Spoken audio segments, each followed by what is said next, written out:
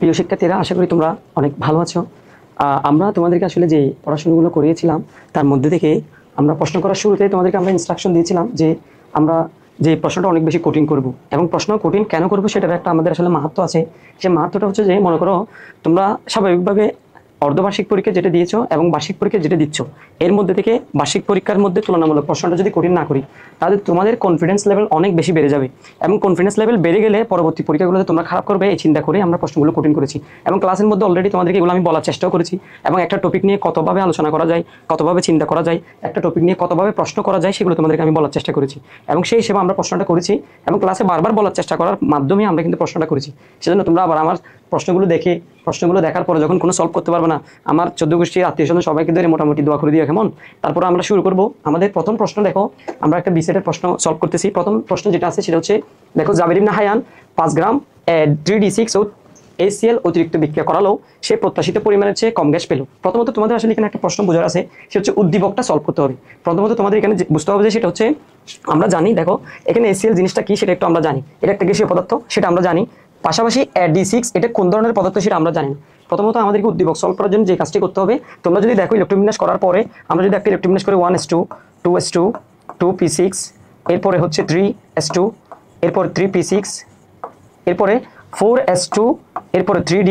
আমরা জানি 3d এর মধ্যে আমরা দেখতেছি এখানে 6টা আছে। তাহলে সেই হিসেবে ইলেকট্রোবিন্যাস যদি আমরা করে দেখি, দেখো এখানে 10টা, এখানে 10টা, 20টা, 26টা, অর্থাৎ 26 নম্বর মৌলটাই আমরা এখানে কাউন্ট করার জন্য তোমাদেরকে আমরা উদ্দীপকটাকে সলভ করার জন্য বলেছি। তাহলে 26 নম্বর মৌলটা কি আমরা জানি, সেটা হচ্ছে আয়রন। তাহলে আয়রন আমরা যে পারমাণবিক সংখ্যা 26 হয়, সেই পারমাণবিক সংখ্যার অনুসারে আমরা সর্বশেষ 3d ইলেকট্রোবিন্যাসটা আমরা এখানে দিয়েছি। তার মানে এখন তোমরা দেখো এই উদ্দীপকের মধ্যে আমরা দেখতেছি এখানে আয়রন আছে, এরপরে HCl আছে। তাহলে HCl আর আয়রন যদি বিক্রিয়া করাই, তোমরা একটু করে খেয়াল করে দেখো, আমরা জানি এখানে FeCl2 তৈরি করবে, পাশাপাশি হচ্ছে আমাদের হাইড্রোজেন গ্যাস তৈরি করবে। তাহলে এখন আমাদের উদ্দীপকটা প্রথমত আমরা সলভ করে ফেলেছি। এখন উদ্দীপক সলভ করতে পারলে পরবর্তী আমরা প্রশ্নগুলো সহজে একদম সমাধান করতে পারবো। প্রথম যে প্রশ্নটা দিয়েছে, যেমন তোমাদেরকে আমি ক্লাস অনেকবার বলেছিলাম যে রাসায়নিক সমীকরণ কি।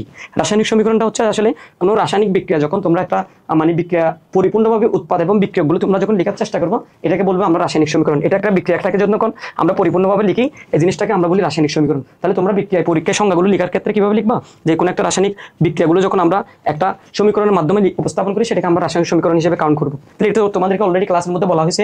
দ্বিতীয়ত লিমিটিং বিক্রিয়ক, এটাও আমরা ক্লাসের মধ্যে বলেছিলাম লিমিটিং বিক্রিয়ক কি জিনিস। সেটা হচ্ছে লিমিটিং বিক্রিয়ক হচ্ছে দুটি বিক্রিয়কের মধ্যে, মনে করো এটাও একটা বিক্রিয়ক, এটা একটা বিক্রিয়ক, এই দুটি বিক্রিয়কের মধ্যে বিক্রিয়া করার পরে যেটা অবশিষ্ট থাকবে না, যেটা শেষ হয়ে যাবে, সেটাকে আমরা লিমিটিং বিক্রিয়ক বলি। তাহলে কোন একটা বিক্রিয়ার মধ্যে লিমিটিং বিক্রিয়কটা আমরা হচ্ছে যেটা অবশিষ্ট থাকবে না সেটাকে লিমিটিং বিক্রিয়ক বলবে, আমরা এটাকে শেষ করব। পাশাপাশি আরেকটা প্রশ্ন, গ নম্বর প্রশ্নের মধ্যে তোমরা একটু করে দেখো, বলছে, দেখো প্রশ্নগুলো বোঝার চেষ্টা করো। 5 গ্রাম A থেকে, তার মানে মানে কি, আমরা তো অলরেডি সলভ করে ফেলছি। মানে হচ্ছে আমাদের আয়রন। তাহলে 5 গ্রাম A থেকে তত্ত্বীয়ভাবে গাণিতিকভাবে, তত্ত্বীয় মানে হচ্ছে যেখানে আমরা থিওরিটিক্যালি বা গাণিতিকভাবে এটা আমরা সলভ করার চেষ্টা করব যে 5 গ্রাম A থেকে আমরা কত লিটার হাইড্রোজেন গ্যাস পাবো।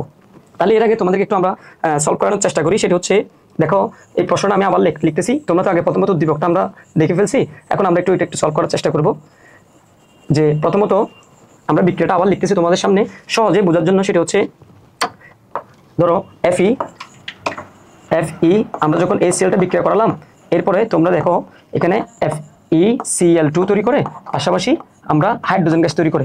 এখন দেখো এই জায়গার মধ্যে তত্ত্বীয়ভাবে যখন আমরা বের করতে যাচ্ছি A থেকে, বলতেছে হাইড্রোজেন গ্যাস, তাহলে আমরা এই হাইড্রোজেনটাকে কাউন্ট করলাম, আর A হচ্ছে আয়রন। তাহলে আয়রনের পারমাণবিক ভর কত তোমরা সবাই জানো, সেটা হচ্ছে 55.85 55.85।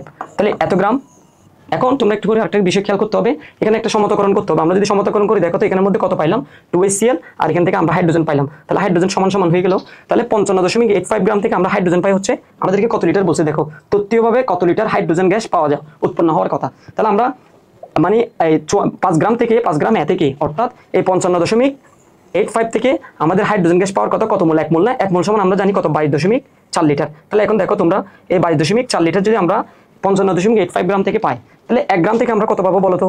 1 গ্রাম থেকে আমরা পাবো হচ্ছে 22.4 লিটার ডিভাইডেড বাই 55.85। এখন তোমাদেরকে যদি বলা হয় প্রশ্ন করছে 5 গ্রাম থেকে, তাহলে এখানে তোমরা 5 গ্রাম থেকে এটা বের করে ফেলো। 5 গ্রাম থেকে যদি আমরা বের করতে পারি, তাহলে এখানের মধ্যে শুধু 5 দিয়ে আমরা গুণ করে দিব। 5 দিয়ে গুণ করার পরে যেটা ক্যালকুলেশন হবে, তাহলে কত লিটার হচ্ছে আমরা কি পাবো, এই 5 গ্রাম থেকে তত্ত্বীয়ভাবে কত লিটার হাইড্রোজেন পাওয়া যাবে। এটাই মূলত আমরা তোমাদেরকে সলভ করার চেষ্টা করেছি, যেটা আমি ক্লাসের মধ্যে অলরেডি বলেছিলাম। দ্বিতীয়ত যে প্রশ্ন, সেটা হচ্ছে ঘ নম্বর প্রশ্নের মধ্যে তোমরা একটু খেয়াল করে দেখো, এখানের মধ্যে বলছে 1.6 লিটার হাইড্রোজেন পাওয়া যায়। শতকরা উৎপাদন নির্ণয় করো। তাহলে আমাদের স্বাভাবিকভাবে তত্ত্বীয়ভাবে তোমরা একটু করে খেয়াল করে দেখো, হাইড্রোজেন হচ্ছে 1.6 লিটার হচ্ছে হাইড্রোজেন পাওয়া যায়, কিন্তু আমার এই ক্ষেত্রে হাইড্রোজেন পাওয়া গেলে কত, আমরা এখানে 5 গ্রাম থেকে হিসাব করি যখন আমরা পাবো, যে যত গ্রাম আমরা পাবো সেই গ্রাম থেকে আবার আমাদের এখানে বলছে 1.6 লিটার পাওয়া যায়। তো গাণিতিকভাবে আমরা হিসাব করে ওরা আমাদেরকে ক্যালকুলেশন ভাবে একটা দিয়ে দিল, আবার গাণিতিকভাবে আমরা একটা এখানে পাবো। তো তোমরা জানো গাণিতিকভাবে আমরা যেটা পাবো সেটা হচ্ছে নিচে লিখে মনে করো গাণিতিকভাবে আমরা এখানে যে মানটা পেয়েছি সেটা এখানে বসাবো, আর এখানে ওরা যেটা দিয়েছে সেটা হচ্ছে উপরে বসাবো, 1.6 বসাবো। পাশাপাশি আমরা উৎপাদের শতকরা পরিমাণ বের করার জন্য এখানে 100 দিয়ে গুণ দিয়ে দিব। এটাই হচ্ছে আমাদের উৎপাদের শতকরা পরিমাণ কত পার্সেন্টেজ পেয়েছি সেভাবে আমরা সলভ করার চেষ্টা করবো। তোমরা আশা করি এটা বুঝতে পেরেছো, এবং এটা আমি অলরেডি তোমাদেরকে ক্লাসে অনেকবার বলেছিলাম। তারপরে আজকে আমরা এই বিষয়টা নিয়েও যদি কোনো ধরনের কনফিউশন থাকে তোমরা এটা থিওরিটিক্যালি এবং গাণিতিকভাবে ম্যাথমেটিক্যালি তোমরা এটা বাসার মধ্যে করার চেষ্টা করবা। দ্বিতীয়ত আমরা দ্বিতীয় প্রশ্নের দিকে চলে যাই। দ্বিতীয় প্রশ্নটা হচ্ছে মনে করো এটার মধ্যে সবচেয়ে গুরুত্বপূর্ণ বিষয় হচ্ছে ফ্যাক্টর হচ্ছে, এটা আমি ক্লাসের মধ্যে অনেকবার বলেছিলাম, এবং একটা প্রশ্নকে আসলে কতভাবে করা যায় সেটা তোমরা এই প্রশ্নটা দেখলে বুঝতে পারবা।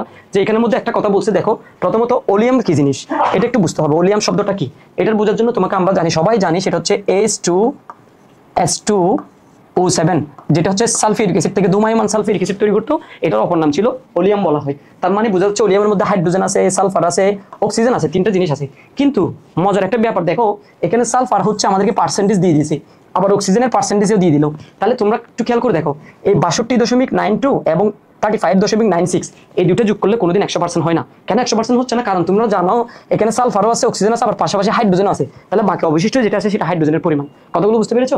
এখন সেই জন্য আমাদেরকে খেয়াল রাখতে হবে, একটা তোমরা অনেকে ম্যাথগুলো করার ক্ষেত্রে তোমরা যেটা কাজ করছো সালফার আর অক্সিজেন দিয়ে কাজটা করে ফেলছো, কিন্তু আমরা অলরেডি বলেই দিয়েছি ওলিয়ামের সালফারের এত পার্সেন্ট, অক্সিজেনের এত পার্সেন্ট। তাহলে এখানে ওলিয়ামের মধ্যে তো আবার হাইড্রোজেন আছে, তাহলে বাকি অংশটুকু তুমি দেখো 100 থেকে যখন আমি এই 100 থেকে মনে করো আমি এটা বিয়োগ করবো 35.96 প্লাস এরপরে 62.92। তুমি যখন এটা বিয়োগ করে দিবা যেটা আসবে এই ইকুয়াল টু যেটা আসবে সেটা হচ্ছে তোমার হাইড্রোজেনের পরিমাণ। তার মানে তুমি হাইড্রোজেন পেয়ে গেলা, সালফার পেয়ে গেলা, অক্সিজেন পেয়ে গেলা, তাহলে তার মানে তোমার অঙ্কটা এখন অনেক বেশি ইজি হয়ে যাবে। এর পাশাপাশি আমরা এখন উদ্দীপকটা সলভ করছি। আবার বাষ্প ঘনত্ব আর স্থূল সংকেত এই জিনিসটা নিয়ে আমি তোমাদেরকে ক্লাসের মধ্যে একবার বলেছিলাম, সেটা হচ্ছে কোনো পদার্থের আণবিক ভর m ইকুয়াল টু বাষ্প ঘনত্ব দ্বিগুণ বলছিলাম। বাষ্প ঘনত্ব যেটা হবে সেটা দ্বিগুণ, বাষ্প ঘনত্ব যত দিয়ে দিবে তার দ্বিগুণ। অথবা বলছিলাম বাষ্প ঘনত্ব equal to D equal to আমরা বলছিলাম m/2 বলছিলাম। এটা হচ্ছে বাষ্প ঘনত্ব আমাদের কতগুলো থিওরি, যেটা তোমাদেরকে আমরা ক্লাসে বলেছিলাম।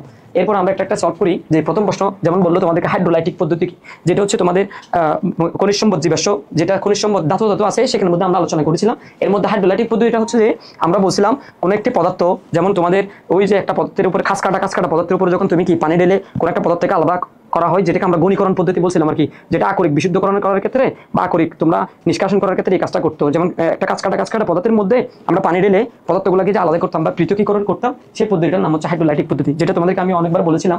এরপরে একটা হচ্ছে ওলিয়াম যেটা আছে, এটার মধ্যে সালফারের জারণ সংখ্যা, আর জারণ সংখ্যাটা আমি তোমাদেরকে অনেকবার বলেছি, অনেকগুলো জারণ সংখ্যা প্র্যাকটিস করিয়েছি ক্লাসের মধ্যে।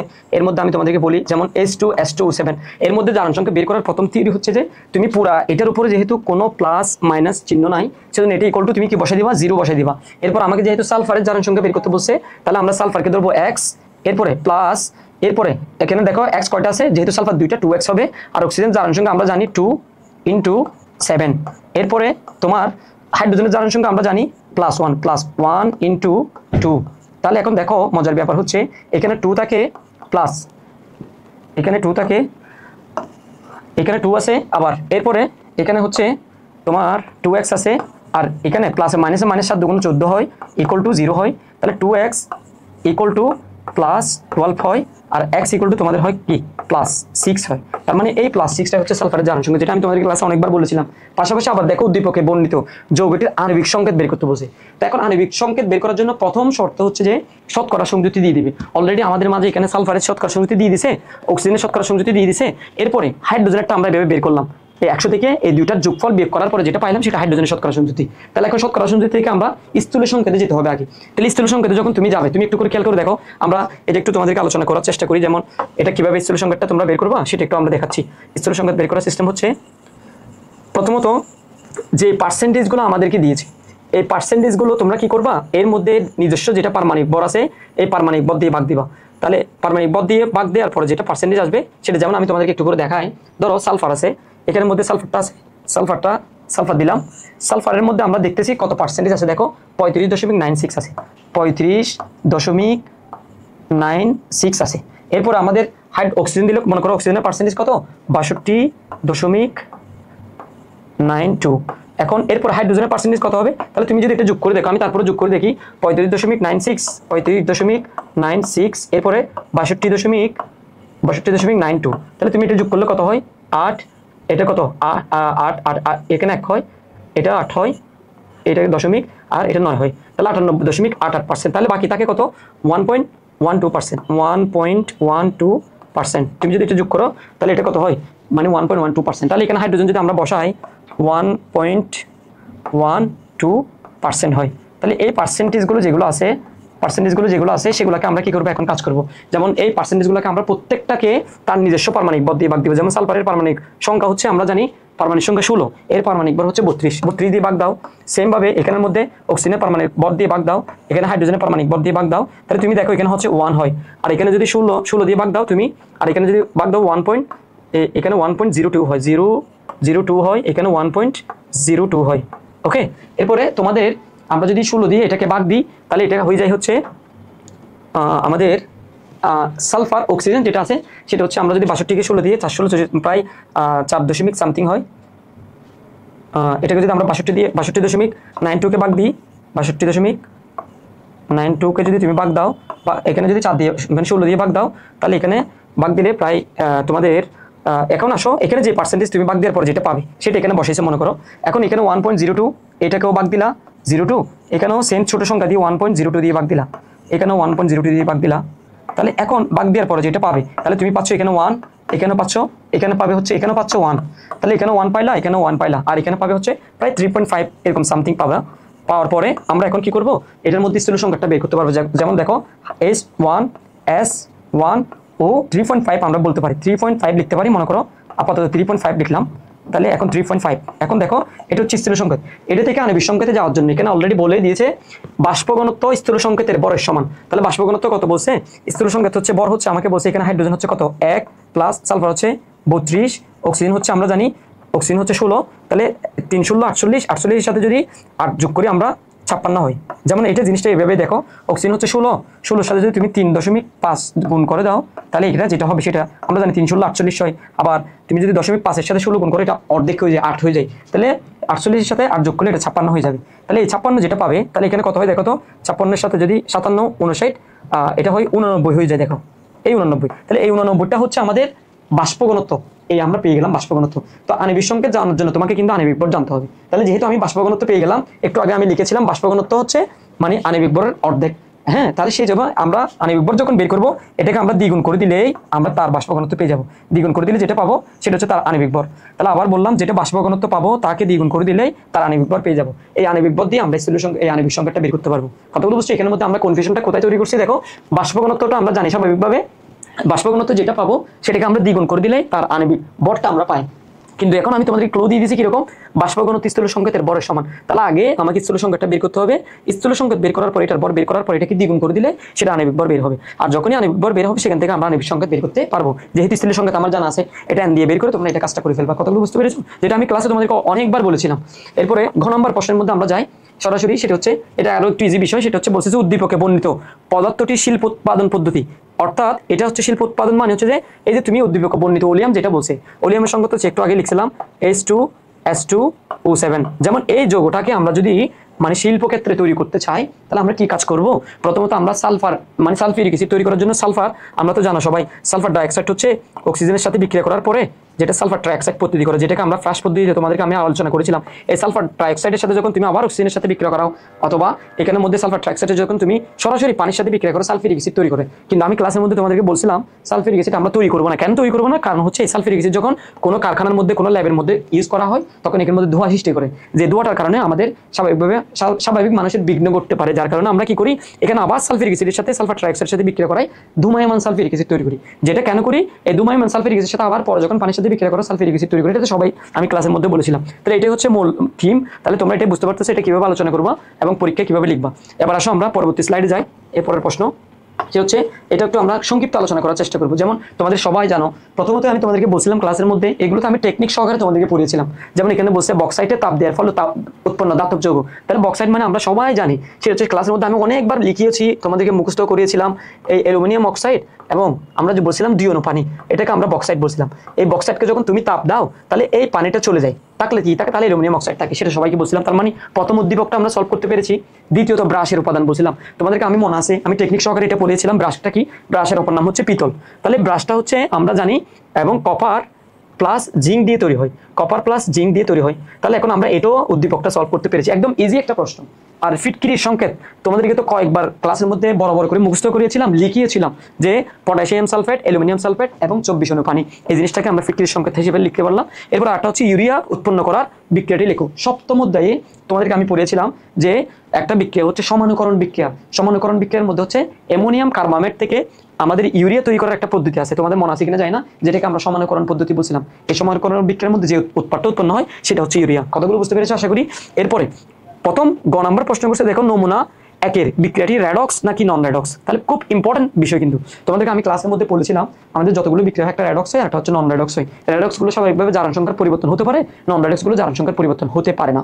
যেমন যেগুলোতে আমাদের জারণ সংখ্যার পরিবর্তন হয় সেগুলোকে আমরা রেডক্স বলবো, আর যেগুলোতে পরিবর্তন হবে না সেগুলোকে আমরা নন রেডক্স বলবো। তুমি দেখো এই প্রথম 1 নম্বর বিক্রিয়াতে যেটা আমি তাপটা দিই, তাপ দেওয়ার ফলে অ্যালুমিনিয়াম অক্সাইড প্লাস 2 অণু পানি তৈরি করে। মজার ব্যাপার হচ্ছে এখানের মধ্যে কিন্তু অ্যালুমিনিয়াম অক্সাইড কোনো ধরনের বিশ্লেষণ হয় নাই, কোনো অ্যালুমিনিয়াম অক্সাইডকে আমরা ভেঙে নেই, জাস্ট পানিগুলোকে আলাদা করে ফেলছি, যেগুলোকে আমরা ক্যালাস পানি বলেছিলাম তোমাদেরকে। তাহলে এই অ্যালুমিনিয়াম অক্সাইডের মধ্যে কোনো জারণ সংখ্যার কি পরিবর্তন হয়েছে? অ্যালুমিনিয়াম যেরকম ছিল এখানে অ্যালুমিনিয়াম অক্সাইডটা সেরকম ছিল, কোনো জারণ সংখ্যার পরিবর্তন হয়নি। সেজন্য এটাকে আমরা বলবো প্রথমত নন রেডক্স বিক্রিয়া। তাহলে এখানে রেডক্স নাকি নন রেডক্স, এর মধ্যে আমরা বলবো নন রেডক্স। আবার তোমাদেরকে বলছিলাম যে নন রেডক্সের মধ্যে স্পেসিফিক কোন বিক্রিয়াটা হবে। এখানের মধ্যে নন রেডক্সের মধ্যে আমরা বলছিলাম এটা হচ্ছে আমাদের দুটো বিক্রিয়া আছে, পানি বের করার দুটো বিক্রিয়া আছে। একটাকে বলি আমরা আর্দ্র বিশ্লেষণ বিক্রিয়া, আরটাকে বলছিলাম আমরা মানে পানি, একটাকে আমরা পানি সংযোজন বিক্রিয়া বলছিলাম, আরটাকে আমরা আর্দ্র বিশ্লেষণ বলছিলাম। তো এই বিক্রিয়াটা যেটা আছে সেটাকে আমরা পানি সংযোজন করছি নাকি পানি বের করে ফেলছি, এটাকে বলবো আমরা পানি বিয়োজন বিক্রিয়া, অর্থাৎ পানিটাকে আমরা বের করে ফেলছি। তাহলে এখানের মধ্যে কোনো জারণ সংখ্যার পরিবর্তন হয় নাই, তাহলে আমরা এটাকে বলবো এটা নন রেডক্স এবং এটা পানি বিয়োজন বিক্রিয়ার একটা উদাহরণ। অথবা ক্যালাস পানি তোমাদেরকে পড়িয়েছিলাম না, এর বিপরীত বিক্রিয়া দিয়ে আমরা আলোচনা করব। দ্বিতীয়ত আরেকটা কথা দেখো, যেটা আমি তোমাদেরকে অনেকবার স্লাইডের মাধ্যমেও আমি শেষ করেছিলাম, এটা পড়িয়েছিলাম যে তড়িৎ কোষের চিহ্নিত চিত্র অর্ধ বিক্রিয়া সহ লিখো। এটা মানে কি বুঝাইছে যে এখানের মধ্যে ব্রাশের উপাদান যেমন কপার আছে, জিঙ্ক আছে। তোমাদেরকে আমি ক্লাসে অনেকবার বলছি যে ডেনিয়াল সেলটা তৈরি হয় হচ্ছে কপার এবং জিঙ্ক দিয়ে। এই কপার এবং জিঙ্কের মধ্যে যে এনোডে জারণ কেতুডে বিজারণ বারবার হয়, এনোড থেকে কেতুডে কিভাবে হয় আলাদা আলাদা করে কোষের মধ্যে যেটা দেখাইছিলাম সেটা হচ্ছে অর্ধ বিক্রিয়া সহ। এখন অর্ধ বিক্রিয়াটা জিনিসটা কি সেটা একটু আমি দেখাই। সেটা হচ্ছে মনে করো আমি এখানের মধ্যে একটা পাত্র নিলাম, এখানের মধ্যে একটা পাত্র নিলাম। তো এখানের মধ্যে মনে করো আমরা বলছিলাম জিঙ্ক দণ্ড থাকবে আর এখানের মধ্যে হচ্ছে কপার দণ্ড থাকবে।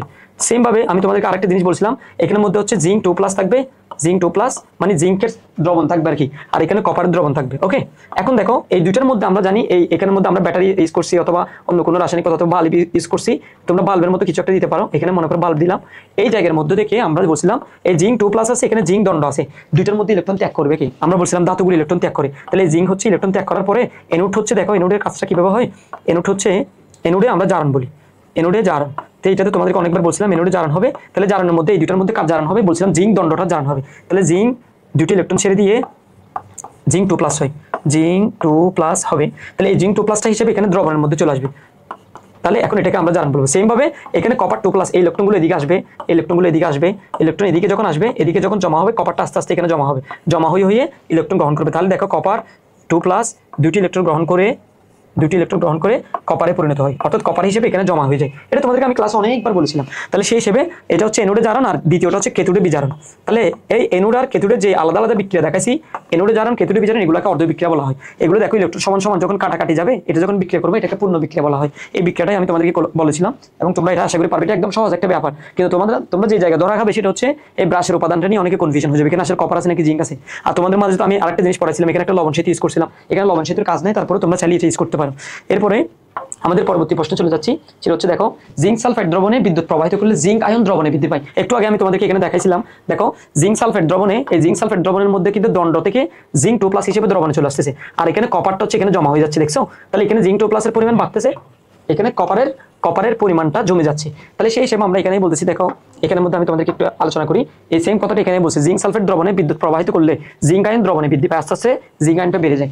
এখন আসো জিঙ্কের নিউট্রন সংখ্যা কত, এখানে একটা মজার ব্যাপার বলছে, অনেকে এটা নিয়ে কনফিউশন হয়ে যাও, আসলে জিঙ্কের নিউট্রন সংখ্যা কত হতে পারে। তো আমরা জানি স্বাভাবিকভাবে জিঙ্কের পারমাণবিক ভর হচ্ছে, আমরা জানি পারমাণবিক সংখ্যা হচ্ছে যে জিঙ্কের, আমরা কপারের হচ্ছে 29, জিঙ্কের হচ্ছে 30 বলি, কপারের হচ্ছে 29, জিঙ্কের হচ্ছে 30 বলি। এখন দেখো জিঙ্কের আমরা আবার ভর জানি কত, পারমাণবিক ভর কত, পারমাণবিক ভর হচ্ছে আমরা জানি সেটা হচ্ছে 65.4। তাহলে এইটা থেকে যখন তুমি 30 বিয়োগ করবা, 30 বিয়োগ করার পরে কত আসে দেখো তো 25.4। এই 25 যেটা অবশিষ্ট আছে সেটাই হচ্ছে তার নিউট্রন সংখ্যা। এটা কিন্তু অনেকে কনফিউশন, অনেকে, আমি এটা দেওয়ার মূল কারণ হচ্ছে আমি জিঙ্কের পারমাণবিক ভরটা তোমাদের মাথার ভিতরে যাতে সেট আপ হয় সেই জন্য আমি এখানে আলোচনা করার চেষ্টা করেছি। তাহলে আমরা জিঙ্কের পারমাণবিক সংখ্যা আমরা জানি, পারমাণবিক সংখ্যা থেকে পারমাণবিক ভর থেকে যখন পারমাণবিক সংখ্যাটা বিয়োগ করবো তাহলে সেখানের মধ্যে আমরা নিউট্রন সংখ্যাটা পেয়ে যাবো। এখন একটা মৌলিক প্রশ্ন, একদম কমন আইকিউ একটা স্টার একটা মতো প্রশ্ন, দেখো হিরক জিনিসটা আমি তোমাদেরকে অনেকবার বলেছিলাম, হিরক আর গ্রাফাইট জিনিসটা কি তোমাদেরকে বলছিলাম। গ্রাফাইট তোমরা দেখেছো যেটা পেন্সিলের ভিতরে তা পাওয়া যায় সেটাকে গ্রাফাইট বলা হয়, আর হিরক হচ্ছে ওই যেটা ডায়মন্ড বলি আমরা, সেটাও কার্বনের। তাহলে হিরক আর গ্রাফাইটের পারমাণবিক মূল সংখ্যা মানে এটা কার্বন দিয়ে তৈরি, এটার নাম হচ্ছে কার্বন। তাহলে কার্বনের পারমাণবিক সংখ্যা হচ্ছে 6, পারমাণবিক ভর সংখ্যা হচ্ছে 12। তাহলে এখানে বলছে দেখো 1 গ্রাম হিরকের মূল সংখ্যা কত, তাহলে তোমরা এভাবে লিখতে পারো, কিন্তু দেখো তো 12 গ্রামের মূল সংখ্যা হচ্ছে 12 গ্রাম কার্বনের মূল সংখ্যা হচ্ছে, অথবা হিরকের মূল সংখ্যা হচ্ছে যে মনে করো 1 মোল। ওকে, এখন এরপর তোমাকে বলছি দেখো x গ্রামের কত, তাহলে x গ্রাম ইকুয়াল টু আমরা লিখতে পারি এই যে এখন 12 গ্রাম যদি 1 মোল হয়, x গ্রাম হলে এটা 1 গ্রাম হতে পারে, 2 গ্রাম হতে পারে, 5 গ্রাম হতে পারে, যত গ্রাম হয় না কেন। তাহলে আমরা যদি দুইটা প্রশ্ন দুইভাবে লিখতে পারি, আমরা চাইলে এটাকে, যদি 12 গ্রামের কম হয় তাহলে 1 কে আমরা 12 দিয়ে, যেমন 12 দিয়ে ভাগ দিব, আর x কে আমরা এখানে গুণ করে দিব। তাহলে এই x কে গুণ করার পরে তাহলে এটার উত্তর হবে কত দেখো, x/12। তাহলে 1 কে 12 দিয়ে ভাগ করার পরে মানে এই 1 কে যখন তুমি 12 দিয়ে ভাগ করবে যে মানটা পাবে সেটার সাথে x গুণ আকারে থাকবে, কারণ x এর পরিমাণটা আমাকে বলে নাই, বুঝতে পেরেছো? এখন এটা একটা আইকিউ টেস্টের প্রশ্ন, এটা খুব বেশি ইম্পর্টেন্ট, এটা তোমাদের জন্য দরকার ছিল, সেজন্য এখানে আমি আলোচনা করেছি। এখন আসো দ্বিতীয় সেম প্রশ্ন, উদ্দীপকে বর্ণিত যৌগের ধাতু নিষ্কাশন পদ্ধতি, অর্থাৎ ধাতুটা আমি নিষ্কাশন করব। যেখানে জিঙ্ক সালফাইড আছে, এই জিঙ্ক সালফাইডের মধ্যে তোমরা জানো সালফার একটা অধাতু, অক্সিজেন একটা অধাতু, জিঙ্ক একটা ধাতু। এই জিঙ্কটাকে আমরা নিষ্কাশন পদ্ধতি, যেটা আমরা খনিজ সম্পদ ধাতুর মধ্যে তোমাদেরকে আমি পড়িয়েছিলাম, যে মনে আছে তোমাদের চূর্ণ বিচূর্ণকরণ এবং ঘনীকরণ, এরপরে তোমাদেরকে পড়েছিলাম অক্সাইডের রূপান্তর, এরপরে তোমাদেরকে পড়ছিলাম আমরা সেটা হচ্ছে মুক্ত ধাতুতে রূপান্তর, এরপর তড়িৎ বিশ্লেষণ, বিভিন্ন পদ্ধতিগুলো আমি তোমাদেরকে পড়ানোর চেষ্টা করেছি। এর মধ্যে থেকে প্রথমত এখন দেখো এই ধাতুটাকে আমরা প্রথমত কোন কাজ করব, তাহলে যদি এটা কঠিন পদার্থ হয়ে থাকে তাহলে সেটাকে আমরা চূর্ণ বিচূর্ণকরণ করব। দ্বিতীয়ত আমরা এটাকে ঘনীকরণ করার প্রয়োজন আছে কিনা, এবং ঘনীকরণ করার প্রয়োজন থাকলে আমি তোমাদেরকে বলছিলাম ঘনীকরণের জন্য অনেকগুলো পদ্ধতি আছে, হাইড্রোলাইটিক পদ্ধতি, চুম্বকীয় পৃথকীকরণ পদ্ধতি, এরপরে তোমাদেরকে আমরা বলছিলাম তেলফানা বা সমান পদ্ধতি, রাসায়নিক পদ্ধতি, অনেকগুলো পদ্ধতি ছিল। এর মধ্যে থেকে আমরা এটাকে কোন পদ্ধতিতে পৃথকীকরণ করব, এর মধ্যে যেহেতু সালফাইড যুক্ত যৌগ আছে আমরা এটাকে চাইলে তেলফানা বা সমান পদ্ধতিতে করতে পারি, অথবা রাসায়নিক পদ্ধতিতে করতে পারি। এটা নিয়ে এত বেশি অ্যানালাইসিস করার দরকার নেই, তোমরা মূল যে পয়েন্টটাতে অ্যাটাক করবা সেটা হচ্ছে জিঙ্ক সালফাইড দ্রবণ, যেহেতু আমরা জানি এখানের মধ্যে অক্সাইড আছে, এখানের মধ্যে আমরাকে অক্সাইডে রূপান্তর বলছি, এখানে কিন্তু অক্সাইড সরাসরি নাই, জিঙ্ক সালফেট আছে, দেখছো? তাহলে এখানের মধ্যে কিন্তু সালফার একটা শব্দ আছে, এই সালফারটাকে আমাকে বের করে দিতে হবে। বের করার জন্য আমাদেরকে মনে আছে তোমাদের তাপ জারণ একটা পদ্ধতি ছিল, আর আমরা বস্মীকরণ পড়ছিলাম। এই দুটার মধ্যে আমরা এটাকে যদি তাপ দিই, অতিরিক্ত তাপ দিই, তাহলে জিঙ্কে যদি তুমি তাপ দাও, জিঙ্ক সালফেটকে যদি তাপ দাও, তাপ দেওয়ার ফলে দেখো এখানে যখন আমরা তাপ দিব এখানের মধ্যে জিঙ্ক অক্সাইডের রূপান্তর হবে, জিঙ্ক অক্সাইড প্লাস সালফার ডাইঅক্সাইডে পরিণত হবে, অথবা সালফার ডাইঅক্সাইডে পরিণত হবে। এই জিঙ্ক অক্সাইড যেটা পাবো আমরা ধাতব অক্সাইডে রূপান্তর করবো, তাহলে আমরা বলবো এটাকে অক্সাইডে রূপান্তর করা। অক্সাইডে রূপান্তর করার পরে দ্বিতীয় কাজ কি, মুক্ত ধাতুতে রূপান্তর করা। তাহলে মুক্ত ধাতুতে রূপান্তর করার জন্য তোমাদের তো মনে আছে ওই সুক্রিয়তা সিরিজ দিয়ে আমরা বলেছিলাম ওই ক্যানা ক্যামেগা এবার অ্যালোজেনে ফিরে সুনিয়াকে পাবে হয় কলিম হাজি আজি পিটাবে আমি। তো অ্যালোজেনে ফিরে এখানের মধ্যে 4টে অপশনের মধ্যে আমি বলছিলাম তোমাদেরকে সুক্রিয়তা সিরিজকে 4টা ভাগে ভাগ করবো।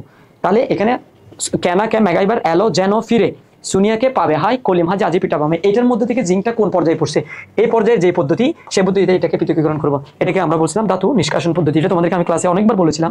এখন আসো মজার ব্যাপার হচ্ছে এখানে উদ্দীপকে বর্ণিত, এটা ক্লাসের মধ্যে তোমাদেরকে আমরা নর্মালি আমরা অন্যভাবে বর্ণনা করেছি, কিন্তু প্রশ্নগুলো আমি জাস্ট উল্টো করে ঘুরিয়ে দিলাম। এটা ঘুরিয়ে দেওয়ার পরে তোমরা দেখবে এখানে তোমাদের মাথা অলরেডি আউলফাল হয়ে গেল, এবং পাশাপাশি এটা দেখার পরে মোটামুটি আমার আত্মীয় স্বজন সবাই মিলে তোমরা দোয়া করে দিবা। কেমন কেমন যে জিনিসটা আমি তোমাকে বলি সেটা হচ্ছে, আমি কিন্তু ক্লাসে তোমাদেরকে অলরেডি বলেছিলাম এটার ঘটনাটা কি হবে। 1 মোল ইলেকট্রনের ভর কত বলছি, তাহলে জিঙ্কের মধ্যে আমরা জানি ইলেকট্রন আছে কয়টি, জিঙ্কের পারমাণবিক সংখ্যা হচ্ছে 30টি, এর পারমাণবিক ভর হচ্ছে 30। সেই হিসেবে 1 মোল যখন বলবে প্রথমত তোমরা এইভাবে বের করবা, একটি ইলেকট্রনের ভর হচ্ছে আমরা জানি সেটা হচ্ছে 9.1 × 10⁻⁻⁴ 3.31 কেজি। এটা সবাই জানো, এটা একদম 2 নম্বর চ্যাপ্টারের পড়াশোনা, এটা সবাই জানি। তাহলে একটি ইলেকট্রনের ভর যদি এত হয়, তাহলে আমাদের জিঙ্কের ইলেকট্রন আছে কয়টি? 30টি। তাহলে 30টি ইলেকট্রনের, অথবা আমরা যদি এটাকে লিখে এভাবে লিখে দেখো, এটা আমরা বাংলা লিখলে বাংলা লিখো তোমরা, আর ইংলিশে লিখলে ইংলিশে লিখো। সেটা হচ্ছে 30টি ইলেকট্রনের ভর যদি আমরা লিখি, তাহলে এর সাথে তুমি 30 গুণ করে দিবা, 30 গুণ করে দিয়ে এখানের মধ্যে এই কাজটা করবা। আবার পাশাপাশি এখন তো আমাকে শুধু 30টি বলেনি, বলেছে হচ্ছে এক মোল ইলেকট্রনের ভর কত। আর আমরা জানি আজকে থেকে জানো, অথবা ক্লাসের মধ্যে আমি বলেছিলাম এক মোল ইলেকট্রন সমান সমান সমান 6.6.02 ইন্টু 10⁻23। তাহলে এক মোল ইলেকট্রন সমান এত। তাহলে তুমি একটু করে খেয়াল করে দেখো, একটি ইলেকট্রনের ভর হচ্ছে এতটি, 30টি ইলেকট্রনের ভর হচ্ছে এতটি, এটার সাথে গুণ করলাম। আবার আমাকে এক মোল ইলেকট্রন ভর বের করতে বলছে, এক মোল ইলেকট্রন সমান জানি যে আমরা এতটি, তাহলে এতটি ইলেকট্রনের ভর হচ্ছে এটার সাথে গুণ করে দিবা। তাহলে 30 ইন্টু 9.01 ইন্টু 10⁻31 ইন্টু 6.02 ইন্টু 10⁻23, যেটা আমি তোমাদেরকে অবশ্য ক্লাসে একটু করে বলেছিলাম যে একটি মোল ইলেকট্রন ভর। এই জিনিসটা তোমাদের খুব মাথায় পেন দিবে, সেজন্য তোমরা আমি বোঝার জন্য এটা আলোচনা করেছি। তাহলে এটা একটু তোমরা আশা করি বুঝতে পেরেছো। এবং এই প্রশ্নটা কিন্তু এটার জন্য, তোমাদের জন্য এই প্রশ্নটা করার জন্য আমি মনে করি এটা একটা সুইটেবল একটা প্রশ্ন হয়েছে তোমাদের জন্য। এখন আমরা যাচ্ছি পরবর্তী প্রশ্নের মধ্যে। পরবর্তী প্রশ্নের মধ্যে একটা প্রশ্ন দিয়েছে, দেখো এটা আমি ক্লাস অনেকবার বলছিলাম। 2 মোলার দ্রবণ মানে কি, সেটা হচ্ছে একটা প্রশ্ন আগে উদ্দীপক দিলে, দেখো 0.025 ডেসি মোলার কিউব দিছে, 5 গ্রাম দিছে মিল্ক অফ ম্যাগনেসিয়া দিছে। আবার এখানে দিছে দেখো 15 ml 0.01 মোলার HCl, 2 নম্বর একটা উদ্দীপক দিল। তাহলে 2 মোলার দ্রবণ মানে কি, আমি বলছিলাম 1 লিটার দ্রবণে যদি 1 মোল দ্রবিত থাকে, 1 মোল দ্রবিত থাকে, তাকে বলছিলাম যে 1 মোলার দ্রবণ। আর 1 লিটার দ্রবণে যদি 0.5 মোল দ্রবিত থাকে, তাহলে তারে বলছিলাম যে আমরা 0.5 মোলার, অর্থাৎ যেটাকে আমরা সেমি মোলার বলছিলাম, যেটাকে আমরা কি বলছিলাম, সেমি মোলার। যেমন আমি তোমাদেরকে এটা বলছিলাম, দেখো এটা 0.5, তাহলে 0.5 m। আর যদি আমাদের 1 লিটার দ্রবণে যদি 2 মোল দ্রবিত থাকে, তাহলে সেটাকে বলবো আমরা 2 মোলার দ্রবণ। আশা করি তোমরা বুঝতে পেরেছো এই প্রশ্নটা। এরপরে সিওডি বেশি মানে হচ্ছে যে আমরা এটা তোমাদের ক্লাসের মধ্যে বলেছিলাম, সি হচ্ছে কেমিক্যাল অক্সিজেন ডিমান্ড। সিওডি মানে হচ্ছে কোনো একটা পদার্থের মধ্যে, পানির মধ্যে যখন থাকবে, কোনো একটা রাসায়নিক পদার্থ দ্বারা যখন দূষক পদার্থকে আমরা বিয়োজন করতে চাই, সেই জিনিসটাকে হচ্ছে সিওডি। তাহলে সিওডি যত বেশি হবে, পানিটা তত বেশি দূষিত হবে, অর্থাৎ সিওডির পরিমাণ বেশি হওয়া মানে তার পানিটা দূষিত হওয়া। তাহলে তোমরা এটা বিস্তারিত আশা করি বুঝতে পেরেছো। এরপর 1 নম্বর পাত্রের মোলারিটি গ্রাম পার লিটারে প্রকাশ করতে বলছে। তোমাদের এখন সবচেয়ে প্রশ্নটা হচ্ছে একদম ইজি, কিন্তু উত্তরটা অনেক বেশি কঠিন। কেন কঠিন জানো? তোমরা এই জায়গার মধ্যে এই জিনিসটা সলভ করতে গিয়ে তোমরা ধরা খাবে, সেটা হচ্ছে 0.025 ডেসিমিটার কিউব মানে কি। ডেসিমিটার কিউব মানে হচ্ছে যে আমরা আজকে থেকে মনে রাখবো 1 লিটার শব্দের অর্থ হচ্ছে যে 1 ডেসিমিটার কিউব। তাহলে এখন আমরা সরাসরি লিটারটা না দিয়ে, আমি তোমাদেরকে অলরেডি ক্লাসের মধ্যে বলেছিলাম এককগুলো আমি কনভার্ট করে দিব, চেঞ্জ করে দিব। তাহলে ডেসিমিটার কিউব মানে হচ্ছে আমরা 1 লিটার লিখতে পারবো। তাহলে এখন 0.025 লিটার মানে হচ্ছে, এটাকে যদি আমরা মিলিলিটারে কনভার্ট করি বা লিটারে কনভার্ট করি, মিলিলিটারে কনভার্ট করলে আমরা 1000 দিয়ে গুণ করে দিব। এটা তো সবাই বুঝতে পেরেছো। এখন তাহলে 5 গ্রামটা আমরা পেয়ে গেলাম। মিল্ক অফ ম্যাগনেসিয়াম মানে কি? মিল্ক অফ ম্যাগনেসিয়াম মানে হচ্ছে যে ম্যাগনেসিয়াম হাইড্রোক্সাইডের দ্রবণটাকে আমরা মিল্ক অফ ম্যাগনেসিয়াম বলি। যেমন ম্যাগনেসিয়াম OH, এরপর 2, এটাকে আমরা মিল্ক অফ ম্যাগনেসিয়া বলি, যেটা আমরা ক্লাসের মধ্যে আগের পড়াশোনা তোমাদের এখানের মধ্যে নতুন করে আসছে আর কি। তাহলে এখন দেখো এই 1 নম্বর পাত্রের মোলারিটি গ্রাম পার লিটারে। তাহলে গ্রাম পার লিটারে যেহেতু প্রকাশ করতে বলছে, আমরা মোলারিটি বের করার সূত্র হচ্ছে, আমি তোমাদেরকে একটা সূত্র লিখেছিলাম, S = আমাদের W/B বলছিলাম। তাহলে আমাকে যেহেতু এখন লিটারে প্রকাশ করতে বলছে, গ্রাম তো অলরেডি আছে, লিটারে যেহেতু প্রকাশ করতে পারছে, আমরা বলছিলাম ডেসিমিটার কিউব সমান 1 লিটার। এই লিটারকে আমরা কোথায় নিয়ে যাবো? মিলিলিটারে নিয়ে যাবো। তাহলে 0.025 এর সাথে তোমরা কি করবা? 1000 গুণ করে দিবা। 1000 গুণ করে দিলে যেটা পাবে, তাহলে এখানে 1000 গুণ করে দিলে হচ্ছে 25 ml হয়। তাহলে W এর মান বসাবে তুমি 5, আর এখানে বসাবে 25, যেটা পাবে সেটা গ্রাম পার লিটারে চলে আসবে। কতগুলো বুঝতে পেরেছো আশা করি? এটা আমি তোমাদেরকে বলছিলাম। এরপর দ্বিতীয় প্রশ্ন, মানে সর্বশেষ এখানে একটা প্রশ্ন হচ্ছে উদ্দীপকের 2টি পাত্রের মিশ্রণের প্রকৃতি। আমি একদম সহজ ওয়েটাই তোমাদেরকে দিচ্ছি, কিন্তু তোমাদেরকে ক্লাসে আমি করানোর সময় কঠিনটাই করাইছিলাম যে পিএইচ নির্ণয় করো। এখানে পিএইচটা আমি দিই নাই, অনেক লম্বা ম্যাথ হবে, সেই জন্য ছোটটাই দিয়েছি, যে এখানে প্রকৃতি নির্ণয় করা। এটা দুইভাবে করা যাবে। আমি বলছিলাম তুমি দেখো এখানে মানে ভি দিয়ে দিয়েছে, এটার মধ্যে এটা ভি দিয়ে দিয়েছে, এটা ডাব্লিউ দিয়ে দিয়েছে, এরপর এখানের মধ্যে এম দিয়ে দিছে। তাহলে এখন WBM সবগুলো দিয়ে দিছে। তাহলে আমরা এখানে এস এর মান বের করতে পারবো, এস এর মান বের করতে আমরা কাজটা করতে পারবো। সেম ভাবে এখানে বি দিয়ে দিয়েছে, এখানে এস দিয়ে দিছে, এখানের মধ্যে আমাদের এম দিয়ে দিছে। তাহলে আমরা চাইলে এখানে এম এর মান বের করতে পারবো, অথবা আমাদের সরাসরি গণমাত্রা দিয়ে আছে। আমি আবার বলি, প্রশ্নটা একটু রিপিট করার চেষ্টা করি। প্রথমত আমি তোমাদেরকে এটা একটু বুঝাই, সেটা হচ্ছে দেখো এখানের মধ্যে তো আমি ক্লাসের মধ্যে এটা বলেছিলাম, এবং এটা ক্লাসে অনেকবার করিয়েছিলাম, এবং তোমরা নিজেরাও কোনটা কোন প্রকৃতির হবে, একটা দ্রবণ কোন প্রকৃতির হবে, সেটাও আমি ক্লাসের মধ্যে আলোচনা করেছিলাম। তো এখন দেখো, এখন প্রথম কথা হচ্ছে যে আমাদের দুইটা কথা, সেটা হচ্ছে কোন একটা দ্রবণকে আমরা লিমিটিং বিক্রিয়কটা বের করার জন্য যে কাজটা করতে হবে, সেটা হচ্ছে হ্যাঁ আচ্ছা, এখন এখানের মধ্যে আমরা যেটা করতে হবে সেটা হচ্ছে আমাদের দেখো এখানে যেহেতু অলরেডি গ্রামে দিয়ে আছে, এখানে যেহেতু অলরেডি গ্রামে দিয়ে আছে, আমাদের যেহেতু এখানে মোলারিটি দিয়ে আছে, আমরা দুইভাবে করতে পারি। এখানের মধ্যে গ্রামে যেহেতু আছে, এটাকে আমরা কোনো কাজ করবো না, এখানে আমরা গ্রামে প্রকাশ করতে পারি। যেমন W = double equal to S B M divide by 1000। Okay, এখন দেখো এস এর মান তোমার দেয়া আছে, বির মান তোমার দেয়া আছে, এম এর মান তোমার দেয়া আছে, তাহলে এগুলো বসানোর পর ডাবল এর পরিমাণটা পাবে। তাহলে এখন দেখো এখানে 5 গ্রামের সাথে এটা বিক্রিয়া করার আগে তোমাকে মিলকম ম্যাগনেসিয়াম আর HCl বিক্রিয়া করা হবে। দেখো ম্যাগনেসিয়াম হাইড্রোক্সাইড বিক্রিয়া করবা প্লাস HCl, এটার সাথে যদি এটার বিক্রিয়া করে তুমি একটু করে খেয়াল করে দেখো তো এখানে কি তৈরি হয়। দেখো তো ম্যাগনেসিয়াম ক্লোরাইড তৈরি করে, ম্যাগনেসিয়াম ক্লোরাইড প্লাস পানি তৈরি করে। এটা সবাই জানো, এটা তো অনেকবার করাইছিলাম। তো এর মধ্যে থেকে আমরা এটাকে 2 মোল কল্পনা করতে পারি, 2 মোল হিসেবে আমরা কাউন্ট করি। তাহলে এখন দেখো এই ম্যাগনেসিয়াম আর হাইড্রোক্সাইডের ভরটা তুমি বের করতে পারো। তাহলে আমরা জানি, মনে করো এই ম্যাগনেসিয়াম হচ্ছে যে ধরো এখানে 24 আছে আর এখানে 17 দুগুণ 34 হয়। 34 হলে তাহলে 24 আর 34 কত হয়, তাহলে 50 আর 58 হয়, এটা হচ্ছে 58 গ্রাম হয়। তাহলে একটু করে খেয়াল করে দেখো তো 58 গ্রামের সাথে আমাদের বিক্রিয়া করবে HCl কত, দেখো এখানে 34.5, 34.5 ইন্টু 2, তাহলে এখানে কত হয় 71 গ্রাম। তাহলে তোমরা এবার কল্পনা করে দেখো তো, এই দেখো 58 গ্রামের সাথে যদি 71 গ্রাম বিক্রিয়া করে তাহলে 5 গ্রামের সাথে কতটুকু বিক্রিয়া করবে তোমরা এটা বের করতে পারবে না। বের করার পরে যদি যেটা অবশিষ্ট থাকবে বা লিমিটিং বিক্রিয়ক যেটা হবে সেটার বাইরে যেটা থাকবে অবশিষ্ট থাকবে, এটা সেই প্রকৃতির হবে। এটা ক্লাসের মধ্যে অনেকবার বলছিলাম তোমাদেরকে, কতগুলো বুঝতে পেরেছো? এবার আসো আমরা পরবর্তী প্রশ্নের দিকে যাচ্ছি। সে হচ্ছে এখানে একটা প্রশ্ন করছে, দেখো এটা আমি ক্লাসের মধ্যে অলরেডি তোমাদেরকে হিন্টসও দিয়েছি যে এখান থেকে আমরা একটা প্রশ্ন করবো যে কোন একটা জায়গার মধ্যে লাসিথিলের নীতির প্রভাব আলোচনা করতে গিয়ে আমাদেরকে তাপের পরিমাণ দেয়, কিন্তু আমি তোমাদেরকে তাপের পরিমাণ দিব না, না দিয়ে কিভাবে বলতে হয় সেটা একটু আমি তোমাদেরকে ক্লাসে বলছিলাম। যেমন এখানে একটা প্রশ্ন করছে শামুকের খোলসের মধ্যে তাপীয় বিয়োজন করবো। শামুকের খোলসের মধ্যে আমরা জানি ক্যালসিয়াম কার্বনেট থাকে, সেটা সবাই জানি। এখানে যখন আমরা তাপ দিব, তাপ দেওয়ার ফলে এখানে ক্যালসিয়াম অক্সাইড তৈরি হয় প্লাস কার্বন ডাইঅক্সাইড তৈরি হয়। আর আমরা সবাই জানি শামুকের কলসে যে তাপীয় বিয়োজন হয় সেটা একটা তাপহারী বিক্রিয়া।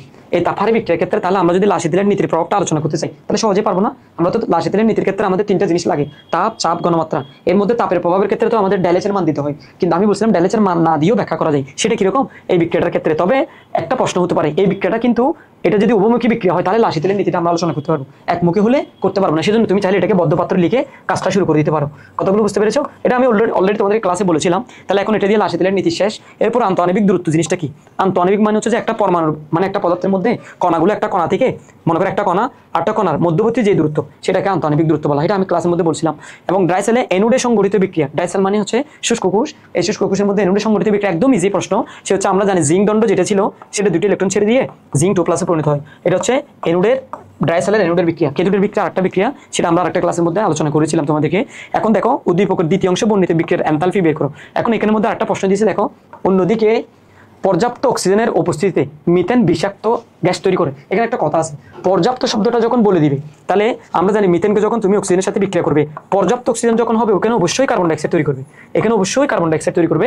আর যখন মিথেন পর্যাপ্ত পরিমাণ না হয়ে অল্প পরিমাণ অথবা অপর্যাপ্ত পরিমাণ অক্সিজেন বিক্রিয়া করে তাহলে এখানে অবশ্যই কার্বন মনোক্সাইড তৈরি করবে। এটা কিন্তু খুব বেশি ইম্পর্টেন্ট। এটা প্রশ্নটা আমি এভাবে ঘুরে দিই নাই, কিন্তু আমি আরেকটা সেটের মধ্যে এভাবে ঘুরে দিলাম যে অপর্যাপ্ত অক্সিজেনের উপস্থিতি। তাহলে খুব সামান্য জিনিসটাকে ঘুরিয়ে দেওয়ার পরও তোমরা দেখবে যে এখানের মধ্যে কনফিউশন হয়ে যাচ্ছে। তাহলে এখানের মধ্যে তুমি এটা সমান্তরাল করবা এবং হাইড্রোজেন আর অক্সিজেন বিক্রিয়া করার পর আমরা জানি এখানে পানি তৈরি করবে। তাহলে পানি তৈরি করার পর এটা সমান্তরাল করো। তাহলে এখন এখানে একটু আমি একটা ক্লাসের মধ্যে তোমাদেরকে বলছিলাম অক্সিজেন এখানে 2 আছে, এখানে 2 আছে, এখন এখানে 2 এখানে 1 হয়ে গেছে। তাহলে এটাকে যদি সমান্তরাল করতে চাই আমরা কিভাবে করতে পারি? দেখো তো আমি যদি এখানে 2 দিই তাহলে এখন এখানে 2 দিলে তাহলে অক্সিজেন মিলে গেছে। এখানে দেখো তো হাইড্রোজেন 4টা মিলছে, অক্সিজেন এখানে 2টা এখানে 2টা, তাহলে 4টা অক্সিজেন মিলে গেছে আর কার্বন একটা মিলে গেছে। এখন এখানের মধ্যে বলছে বন্ধন বিক্রিয়াটির বন্ধন শক্তির মান তোমাদেরকে দিয়েছে। তাহলে মিথেনের মধ্যে তোমাদেরকে এটা আমি ক্লাসে বলছিলাম, মিথেনের মধ্যে এদিকে 4টা হাইড্রোজেন আছে, এই 4টা হাইড্রোজেনগুলো 1টা 2টা 3টা 4টা এই কার্বন হাইড্রোজেন বন্ধন তোমাদেরকে অলরেডি দিয়ে দিয়েছে। এই কার্বন হাইড্রোজেন বন্ধনগুলো এখানে বসাবে 4টা কার্বন হাইড্রোজেন বন্ধন, আর অক্সিজেন বন্ধন মানে O2O2 বন্ধন, O2O2 বন্ধন হচ্ছে 2টা। তাহলে এই বন্ধনের মান আর এই বন্ধনের মানগুলো যোগ করে দিবা, প্লাস আবার এদিকে কার্বন ডাইঅক্সাইডের মান ক্ষেত্রে আমরা বলছিলাম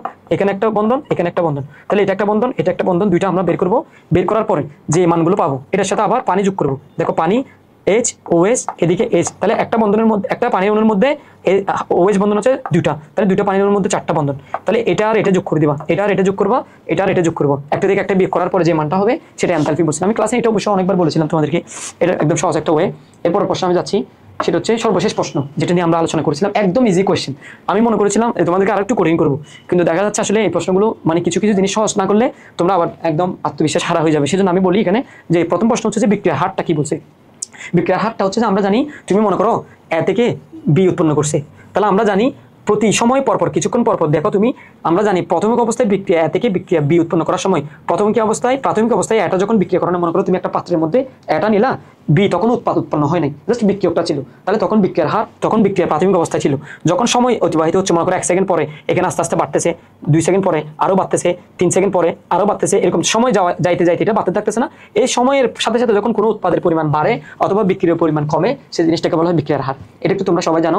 আর ক্লাসের মধ্যে আমি সবাইকে বলেছিলাম দ্বিতীয় প্রশ্ন যেটা, কার্বন ডাইঅক্সাইড অধাতুর অক্সাইড সবসময় অম্লধর্মী হয়। এখন প্রশ্ন হচ্ছে এটা কি অম্লধর্মী হবে নাকি ক্ষারধর্মী হবে, সেটা তোমাকে প্রমাণ করে দেখাতে হবে না। এখন তো সরাসরি আমি বলছিলাম অধাতুর অক্সাইড। তোমরা যদি যারা যারা অধাতুর অক্সাইড লিখেছো বা অধাতুর অক্সাইড যেভাবে দিয়েছো, এরকম হলে সরাসরি নাম্বার পাবে না। কারণ হচ্ছে অধাতুর অক্সাইড বললে এখানে আমি জানি কার্বন ডাইঅক্সাইড এটা অধাতুর অক্সাইড, সেটা অম্লধর্মী আমি জানি। তোমাকে এখানে বলতেছে বিক্রিয়া সহ বুঝিয়ে দেওয়ার জন্য। তাহলে বিক্রিয়া সহ বুঝাও। আমরা জানি কার্বন ডাইঅক্সাইড এটা যদি মানে অম্লধর্মী হয়, তাহলে আমরা জানি এটা ক্ষারের সাথে বিক্রিয়া করবে। ক্ষারের সাথে মানে সোডিয়াম হাইড্রোক্সাইডের সাথে বিক্রিয়া করাই, দেখি বিক্রিয়া হয় কিনা। তাহলে তোমরা জানো এখানে কি হয়, সোডিয়াম বাইকার্বনেট তৈরি করে, অথবা আমরা লিখতে পারি সোডিয়াম কার্বনেট এবং পানি তৈরি করে। তাহলে দেখো মজার ব্যাপার হচ্ছে অ্যাসিডের যদি ক্ষারের সাথে বিক্রিয়া করার পরে লবণ ও পানি তৈরি করে, এটাকে আমরা চাইলে এভাবে লিখতে পারি। দেখো সোডিয়াম কার্বনেট প্লাস এবং পানি লিখতে পারি। তাহলে আমরা বলছিলাম অ্যাসিড ও ক্ষার বিক্রিয়া করার পর লবণ ও পানি তৈরি করে, তাহলে সেজন্য এটা একটা প্রশমন বিক্রিয়া এবং এটা একটা অ্যাসিড হয় আর এটা একটা ক্ষার হয়। তাহলে অ্যাসিড যেহেতু এটা অম্লধর্মী তুমি বলছো, সেটা আমরা খাদ্য দিয়ে প্রমাণ করতে পারবো। কতগুলো আশা করি বুঝতে পারছো। এরপরে এই পাত্রের ক্ষরতা দূর করার জন্য, ক্ষরতা মানে সবাই জানো সেটা হচ্ছে পানির মধ্যে সাবানটা যদি পানির মধ্যে ফেনা তৈরি না করে, এটাকে আমরা ক্ষরতা বলি। তো এখানে অলরেডি তোমাদেরকে ইনস্ট্রাকশন কি অস্থায়ী ক্ষরতা। তো অস্থায়ী ক্ষরতা মানে হচ্ছে বাইকার্বনেট দ্রবণ বলা হয়, যেটা তোমাদেরকে আমি পড়াইছিলাম। বাইকার্বনেট দ্রবণ যেটা আছে, এই বাইকার্বনেট দ্রবণ যখন কোনো লবণ যখন কোনো পানিতে থাকবে, সেটা অস্থায়ী ক্ষরতা বলা হয়। সেখানে যখন তুমি তাপ দিবা, তাপ দেওয়ার সাথে সাথে এখানে দেখবা কার্বন ডাইঅক্সাইড এবং পানি তৈরি করে, কার্বন ডাইঅক্সাইড হিসেবে চলে যাবে এবং পানি তৈরি করে, কার্বন ডাইঅক্সাইড প্লাস পানি তৈরি করে, এবং এই ক্ষরতাটা যেটা লবণ থাকে, অদ্রবণীয় লবণ থাকে, সেটা আলাদা হয়ে যায়। এটাই আমরা মূলত ক্ষরতা দূর করার জন্য সহজ একটা পদ্ধতি, যেটাকে বলা হয় বাইকার্বনেটের তাপীয় পদ্ধতি বলা হয়। শুধু তাপ দিলেই হয়ে যাবে। আর দ্বিতীয় দেখো, বি পাত্রে কোন ধাতুর উপর কোন ধাতুর প্রলেপ দেওয়া যাবে, চিত্র সহ লেখো। যেটাকে আমরা একটা ধাতুর উপর আর একটা ধাতুর প্রলেপ দিই না। এই প্রলেপটা কিভাবে দিতাম মনে আছে তোমাদের? সে হচ্ছে দেখো এখানে সিলভার আছে, এখানে প্লাটিনাম আছে। এখন আমরা তো জানি একটা ধাতুর উপর একটা ধাতুর প্রলেপ দিতে হবে। এখন কোন ধাতুর উপর কারে দিব? এখন কি সিলভারের উপর প্লাটিনামকে দিব নাকি প্লাটিনামকে সিলভারের উপর দিব? সেটা বোঝার জন্য আমি বলছিলাম এই সক্রিয়তা সিরিজের মধ্যে সিলভার এবং প্লাটিনামের মধ্যে সক্রিয়তা সিরিজের নিচে কোনটি উপরে কোনটি, সেটা তোমাকে একটু খেয়াল করতে হবে। তাহলে আমরা জানি সক্রিয়তা সিরিজে ওই তোমাদেরকে পড়াইছিলাম কেন মেগাইবার এলাজনে ফিরে শুনিয়াকে পাবা হয় কলিম হাজি আজি পিটা বামাই। তাহলে অ্যাজি হচ্ছে উপরে আর প্লাটিনাম হচ্ছে নিচে। তাহলে যেটা সক্রিয়তা সিরিজের মধ্যে উপরে থাকবে সেটা হচ্ছে অ্যানোড হিসেবে কাজ করবে, নিচে থাকবে সেটা ক্যাথোড হিসেবে কাজ করবে।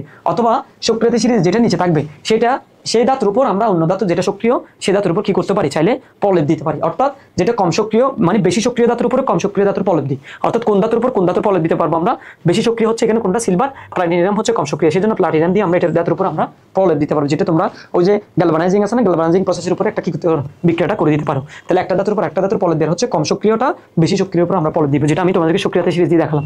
এটাই হচ্ছে মূলত আমাদের আলোচনা। আশা করি তোমরা বুঝতে পেরেছো। এবং তোমাদেরকে তো এগুলো আমরা ক্লাসের মধ্যে অনেকবার বলেছি, অনেকবার আলোচনা করেছি। এর মধ্যে আরেকটা সহজ প্রশ্ন করে দিলাম, যে সংক্ষিপ্ত প্রশ্নের মধ্যে দেখো ব্লিচিং পাউডারের ক্লোরিনের শতকরা সংযুক্তি। এটা সবাই জানো, এটা সবাই ব্লিচিং পাউডার সংকেত লিখতে পারলে তোমাদের কাজ শেষ। এই ব্লিচিং পাউডার দিয়ে লিখে এখানের মধ্যে প্রত্যেকটা পরিমাণ লিখে ক্লোরিনের শতকরা সংযুক্তিটা বের করবে। এটা সহজ একদম প্রশ্ন। আবার সেম ভাবে আরেকটা প্রশ্ন করছে, দেখো 1 গ্রাম 50 ml পদার্থের ঘনমাত্রা নির্ণয় করো। সেম ভাবে আমাদেরকে দেখো, আমরা যদি ঘনমাত্রা নির্ণয় করার জন্য সূত্র বের করি, সেটা হচ্ছে আমরা S ইকুয়াল টু তোমরা সবাই জানো W/B আছে। তাহলে W ইকুয়াল টু আমরা কত জানি জানো, সেটা হচ্ছে W ইকুয়াল টু এখানে দিছে 1 গ্রাম, ওকে। B ইকুয়াল টু তোমাদের কত দিছে 50 ml। আর আমরা জানি 50 ml কে এখানে যখন বসাবো সেটা আমরা 1000 দিয়ে ভাগ দিব, লিটারে নিয়ে যাব। 1000 দিয়ে ভাগ দিলে কত হয় বলো তো? 0.0, তাহলে 0.0 সেটা যদি আমরা এখানে ভাগ দিই, দেখো 100 দিয়ে ভাগ দিলে হচ্ছে 0.55, আবার 0.05 হবে, ওকে। এই 0.05 আমরা লিটার বলবো। তাহলে 0.05টা এখানে বসাই তোমরা ক্যালকুলেশন করে ফেলতে পারবে, ওকে। এরপর লিমোনাইট অক্সিজেন পরমাণুর সংখ্যা, যেটা তোমাদেরকে আমি ক্লাসের মধ্যে পড়াইছিলাম আকরিকগুলো মনে রাখার জন্য। এই যে আয়রনের অনেকগুলো আকরিক আছে, ম্যাগনেটাইট, হেমাটাইট, লিমোনাইট বলা হয়, যেটা Fe2O3 3 অনু পানি বা 2 অনু পানি, যেটা দিয়ে আমি করাইছিলাম Fe2O3 এখানের মধ্যে। তাহলে কয় অনু পানি তুমি তো বুঝতেছো, সেটা হচ্ছে আমরা 3 অনু পানি দিলে এখানের মধ্যে অক্সিজেন কত হয় দেখো তো। অক্সিজেন এখানে 3টা, এখানে 3টা, মোট 6টা। কতগুলো বুঝতে পারছো? এই 6টাই আমাদের মূলত পরমাণুর সংখ্যা, অক্সিজেন পরমাণুর সংখ্যা আমরা এটা দিয়ে ব্যাখ্যা করবো।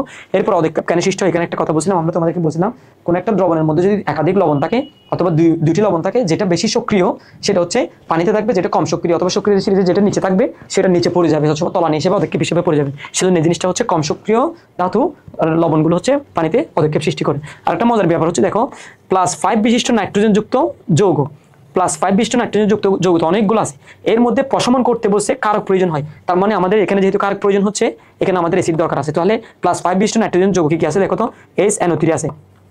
SNO3 এর মধ্যে আমরা জানি 3 দুগুণে 6, 6 থেকে 1 গেলে কত 5, নাইট্রোজেন জারণ সঙ্গে এখানে 5 6, যেটা তোমরা x ধরে বের করতে পারবো। তাহলে এই যৌগটার সাথে যদি তুমি সোডিয়াম হাইড্রোক্সাইড বিক্রিয়া করাও, তাহলে আমরা জানি এখানে হাইড্রোজেন আছে কয়টা, একটা। তাহলে এটার জন্য ওয়েস্ট লাগবে কয়টা, পানি করার জন্য একটা, সেজন্য 1 মোল পরিমাণ দরকার আছে, সেটা বিক্রিয়াটা লিখে দিলে হয়ে যাবে। এরপর আরেকটা সর্বশেষ হচ্ছে ইথানলকে বিকল্প জ্বালানি হিসেবে কেন ব্যবহার করা হয়। এটার মূল কারণ হচ্ছে ইথানল আমরা জানি স্বাভাবিকভাবে প্রাকৃতিক গ্যাসের মধ্যে আমরা জানি মিথেন, ইথেন, প্রোপেন, বিউটেন এগুলো আছে। এগুলো স্বাভাবিকভাবে প্রাকৃতিক গ্যাসের মধ্যে অনেকগুলো উপাদান আছে। তো এগুলো তো প্রতিনিয়ত মানুষরা ব্যবহার করতেছে, এগুলো আস্তে আস্তে আস্তে আস্তে আস্তে শেষ হয়ে যাচ্ছে। তো এগুলা যে প্রাকৃতিক গ্যাসের উপর অনেক বেশি প্রেসার পড়তেছে, সেজন্য বিকল্প জ্বালানি হিসেবে আমরা জানি ইথানলকে আমরা যখন তাপ দিয়ে পোড়াই, এটা আগুন জ্বালানোর জন্য সাহায্য করে, ঠিক আছে, অথবা নিজে জ্বলে। এই যে জ্বলে, সেজন্য প্রাকৃতিক গ্যাস এই ইথানলকে আমরা পর্যাপ্ত পরিমাণ পাওয়া যাচ্ছে। এই পর্যাপ্ত পরিমাণ যেহেতু পাওয়া যাচ্ছে, প্রাকৃতিক গ্যাসের স্বাভাবিক যে গ্যাসগুলো আছে সেগুলো চাপ কমানোর জন্য আমরা ইথানলকে ব্যবহার করতে পারি, সেজন্য এটাকে ব্যবহার করা যায়। এরপর ইলেকট্রোলাইসিস কি? ইলেকট্রোলাইসিস সিম্পল একটা কথা, সেটা হচ্ছে ওই তড়িৎ বিশ্লেষণ, যে কথাটা আমি তোমাদেরকে বলছিলাম, মানে রাসায়নিক বিক্রিয়া বিদ্যুৎ শক্তিতে রূপান্তর করে, রাসায়নিক শক্তি বিদ্যুৎ শক্তিতে রূপান্তর করে, এটাকে আমরা তড়িৎ বিশ্লেষণ বলা হয়। এটার ইংরেজি নামটা হচ্ছে ইলেকট্রোলাইসিস, আর কোনো কথা নেই এখানে। কথাগুলো বুঝতে পেরেছো? এরপর আমরা যাচ্ছি একটা একটা করে এমসিকিউতে, আমরা সহজে একদম প্রশ্নগুলো শেষ করে দিব। সেটা হচ্ছে প্রথম প্রশ্ন, এখানের মধ্যে বলছি দেখো 3 মোল কার্বন ডাইঅক্সাইডের মধ্যে কতটি পরমাণু আছে। তাহলে আমরা জানি 1 মোল কার্বন ডাইঅক্সাইড মানে 1 মোল মানে কার্বন ডাইঅক্সাইডের ভর যদি আমরা 40 গ্রাম বের করি, 40 গ্রাম সমান আমরা জানি 1 মোল। 1 মোলের মধ্যে আছে হচ্ছে আমরা জানি 6.002 × 10⁻23। ওকে, এখন আমাদেরকে বলছে 3 মোলের জন্য কত, তাহলে এখানে সাথে শুধু 3 গুণ করে দিবা। এই 3 গুণ করে দিলে তোমাদের অঙ্কটা হয়ে যাবে। যেমন 3 এর সাথে যদি এটার সাথে গুণ দাও 3 6 18 হয়, তাহলে 18 দিয়ে একটা অপশন আছে, সেটা এটাই দাঁড়িয়ে দিবা। এরপর আমার আরেকটা প্রশ্ন দিচ্ছে দেখো, m/10 পানির আয়তন কত। এটা অনেকে এই কনফিউশন হয়ে যাবে, আসলে আয়তনটা কত কি বুঝাইছে সেটা আমি জানি না। প্রথমত আমরা জানি পানি হচ্ছে, পানির সংকেত হচ্ছে H2, তাহলে H2O এর আয়তন হচ্ছে আমরা জানি স্বাভাবিকভাবে এটার আয়তন হচ্ছে আমরা জানি হচ্ছে 22.4 লিটার। তো তুমি এবার একটা মজার ব্যাপার দেখো, এই 22.4 লিটারের মধ্যে এই প্রশ্নটা আমরা জানি এখানের মধ্যে m/10 মানে আমরা যদি এটাকে লিখে এভাবে লিখতে পারি কিনা দেখো তো, m/10 এটাকে যদি আমরা লিখে এভাবে লিখতে পারি কিনা 1/10 m, তাহলে 1/10 কে আমরা ভাগ করলে 0.0 মানে 0.1 হতে পারে না, 0.1 মোলার হয়। এই 0.1 মোলার সমান আমরা কত জিনিস বোঝাতে চাইছিলাম, অর্থাৎ তোমাদেরকে এটা বোঝাচ্ছে এখানের মধ্যে পানি যদি 22.4 লিটার হয়, অর্থাৎ আমরা জানি 1 মোলারের মধ্যে হয় 22.4 লিটার। ওকে, এখন 22.4 লিটার হলে এখন আমাদের 0.1 এর মধ্যে কত হবে, অর্থাৎ তোমাদের এখানে সবচেয়ে কনফিউশন করার মূল কারণ হচ্ছে 0.1 এর সাথে 22.4 এর সাথে 0.1টা গুণ করে দিবা, এখানে যে উত্তরটা হবে সেটা হয়ে যাবে। এখন তোমাদের এখানে সবচেয়ে কনফিউশন হচ্ছে আমরা চাইলে একটা জিনিস এভাবে লিখতে পারি কিনা, তোমরা সবাই দেখো তো, যে মনে করো আমাদেরকে একটা 0.1 ধরো এ আছে, আমি চাইলে এটাকে এভাবে লিখতে পারি কিনা দেখো তো, 0.1 কে ভগ্নাংশ হিসেবে কাউন্ট করে আমরা তুলে ফেললাম, 0.1 কে আমরা 1/10 লিখতে পারি। এখন 10 লিখলে এটা যদি উপরে থাকে এখানে, তাহলে এখন a/10 মানে হচ্ছে যে 0.1 এ না, a/10 মানে হচ্ছে 0.1, অর্থাৎ এটাকে এভাবে আমরা কনভার্ট করতে পারবো। এই জিনিসটা তো আশা করি তোমরা বুঝতে পেরেছো। এরপর আসো আমাদের আরেকটা প্রশ্ন দেখা যাচ্ছে দেখো, যে হচ্ছে 3 নম্বরের মধ্যে এই প্রশ্নটা সহজ, একদম ইজি প্রশ্ন, যে 22 হাইড্রোজেন আর আয়োডিন বিক্রিয়া করার পর 2Hi তৈরি করে। এখানে সাম্য ব্যাহত মানে হচ্ছে সাম্য পরিবর্তন হল, মানে সাম্য অবস্থা যদি পরিবর্তন হয় তোমরা কি কাজটা করবা। আমরা জানি সাম্য যদি পরিবর্তন হয়, তাহলে এখন দেখো তো এখানে বিক্রিয়া কি বন্ধ হয়ে যাবে, হবে না। এরপরে বিক্রিয়ার দিক পরিবর্তন করে নতুন পদার্থ তৈরি হয় না, এরপর তাপমাত্রা হ্রাস করে, এই কোনো পদার্থ কি লাসি তেলের নীতির মধ্যে হতো, লাসি তেলের নীতির মধ্যে আমরা জানি সাম্য অবস্থা যদি কোনো কারণে পরিবর্তন হয়, সেটা বাম দিকে হোক ডান দিকে হোক, তাহলে বিক্রিয়ার দিক কি হয়ে যাবে, পরিবর্তন হয়ে যাবে। তাহলে এটাই সঠিক উত্তর, আশা করি বুঝতে পেরেছো। আমরা এরপরে 4 নম্বরে যাচ্ছি। দেখো এখানে একটু করে কথা বলছে, দেখো 0.5 মোল সোডিয়াম হাইড্রোক্সাইডের বাষ্প ঘনত্ব ও আণবিক ভরের ভাগফল কত। খুব মজার একটা প্রশ্ন, কিন্তু তোমরা এটা দেখে মোটামুটি আমার জন্য দোয়া করবো, আমি জানি সেটা হচ্ছে 0.5 মোল সোডিয়াম হাইড্রোক্সাইডের বাষ্প ঘনত্ব বসে।